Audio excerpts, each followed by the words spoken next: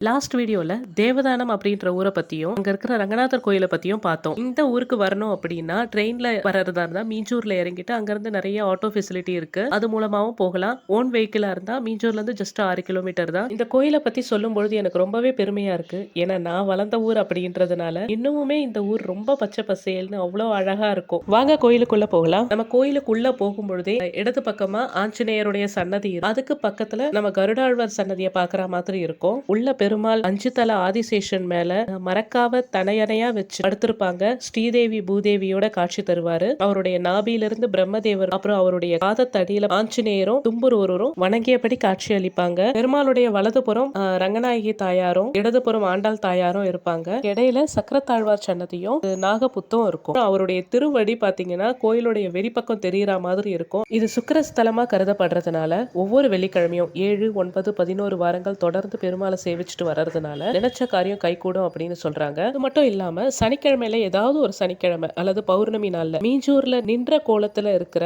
வரதராஜ பெருமாள், காட்டூர்ல அமர்ந்த கோலத்துல இருக்கிற வைகுண்டவாச பெருமாள், அப்புறம் இங்க தேவதானத்துல ரங்கநாத பெருமாள் சயன கோலத்துல இருக்கிறவர், இவங்க 3 நிலையில இருக்கிற பெருமாளையும் ஒரே நாளில் நம்ம பார்க்கும் பொழுது நம்ம ரொம்ப நாள் வேண்டிட்டு இருக்க வேண்டுதல் கண்டிப்பா கைகூடும் அப்படின்றது இங்க இருக்கவங்களுடைய நம்பிக்கையா இருக்கு. தேங்க்யூ. அடுத்த ஒரு இன்ட்ரெஸ்டான கோயில்ல பார்க்கலாம். மறக்காம நம்மளுடைய சேனலை சப்ஸ்கிரைப் பண்ணிடுங்க.